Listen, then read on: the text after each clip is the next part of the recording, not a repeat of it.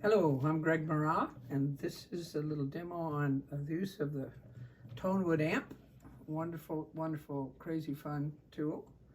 And a couple of apps, SampleTank and Midi Guitar 2. There's SampleTank and Midi Guitar 2. You want to download those off your app store, and I recommend purchasing them. It's not very much, and it's gives you an array of fun things to play with. First thing you do once you've got them downloaded is open SampleTank. And once that's and that will open, I believe, let's see, exit here, to this mode right here. And we'll then open up Midi Guitar 2, and the main thing on this, we're just going to be a light, quick demonstration. You're going to go you're going to go to MIDI out and pick. You click on this, and SampleTank will be the thing that you want to pick. You get out of that. Used to be simpler. I don't know what you do now to get out of here. So anyway, so that's talking to SampleTank now. And you open up here. Today's demonstration is on how to use live multi-mode. And this little menu right here, this little icon, you click on this, and it will bring you over to a new empty song empty. I named this already. What you want to do on this is click on this little name here, and you can do a plus sign, and it will give you a chance to name it. I'll just say new. Okay, and here we are. New. All right, and so when we these right here are going to this is 8 tracks that you can play over top each other. But the first thing you want to do is change them all to MIDI track 1. The MIDI tracks are right here. Are you in on this, babe? I am. Okay, so you go right here, and it will drop down this menu, and you pick 1, and you just say done. We're only going to do 4 things, so I'm only going to fix these 4.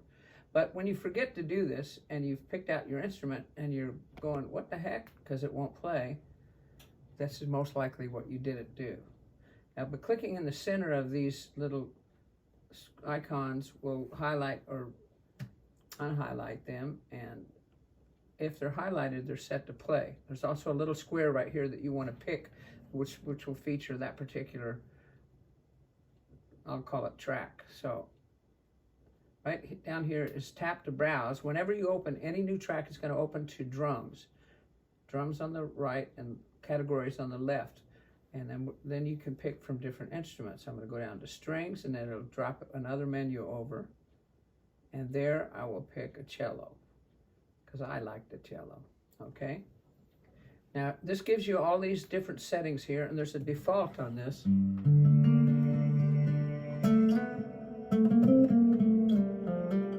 And it's pretty much, you're pretty much set. You know, they're good. Cutoff is one of the things that you can adjust for how long it's going to, the track is going to play. On most of the tracks, I add a little bit of reverb, and that's a personal preference.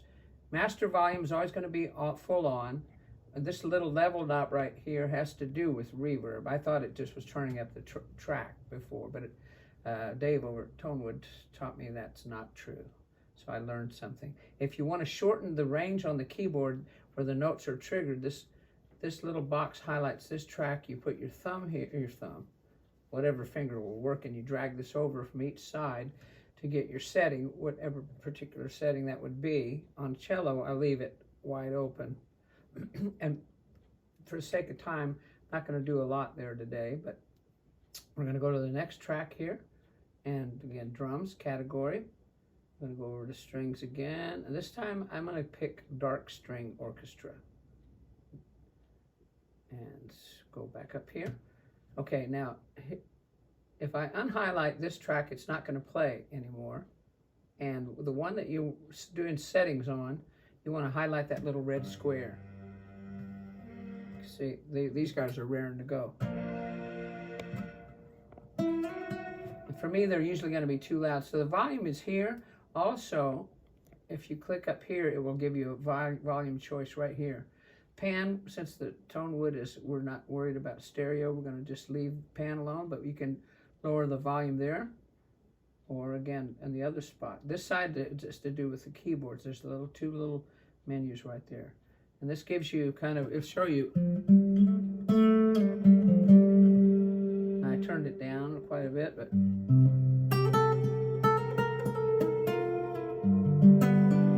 I like it lower because it's a full-on sound. And definitely on this one, I like to put a little reverb on here. 1, 2, and 3, I haven't really experimented that much to see which one is the way to go. It's handy to be able to highlight this like this. Now, on this menu, you're going, it doesn't work. No. And good, you figured it out. It doesn't. You have to go back over here when you're seeing the icon for the instrument to get it to work. Again, you highlight that to get that instrument to play. Unhighlighted, it's off. We're going to pick another instrument over here. Tap to browse. Check your middle channel is at 1. We're not going to play drums. I think you could add add more strings, like for instance, violin. Okay, go back up here. Now when I click that right there, those are not highlighted, so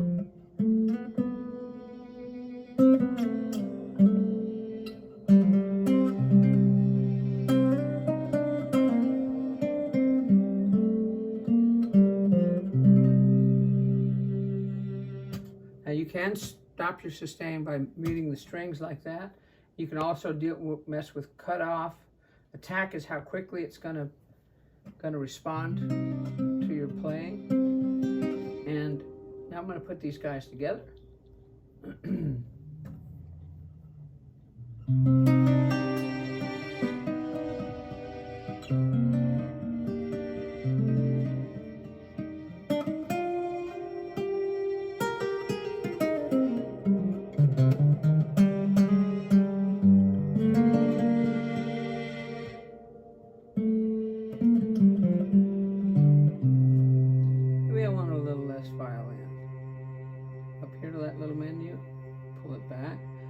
The cutoff is a little much for me, and so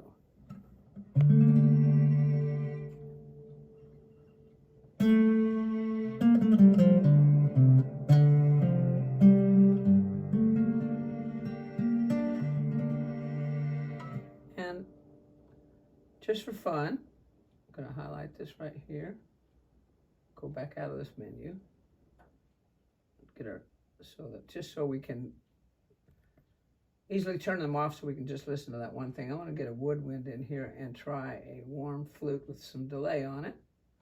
And like I say, I showed this to my wife Andy, and left her to it and came back, and she had designed a little sound bank. It was just beautiful.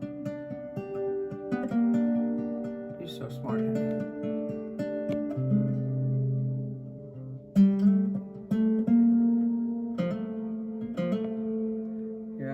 Over to the icon for sound. I'm going to raise this up and see if it causes a problem or we can hear it.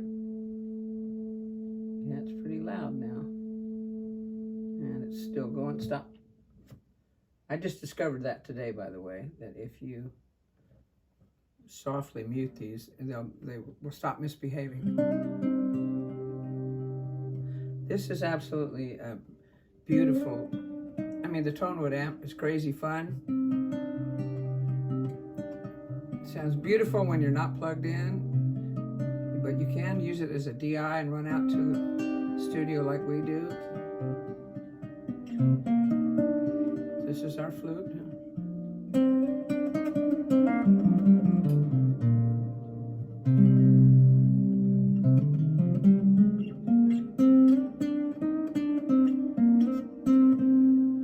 Recommend buying these two apps, and well, you gotta have a ToneWood and buy many. But once you buy the app, register it, you get a lot of extra instruments with the SampleTank, and it's kind of one of my least favorite things is that you can't get that manual. You just have to. It's in apps. You have to open the app to look at the manual. So I use 2 iPads, till I became an expert. And this, I mean, this right here will keep you busy a long time, and you'll be having some stinking fun, I'll tell you.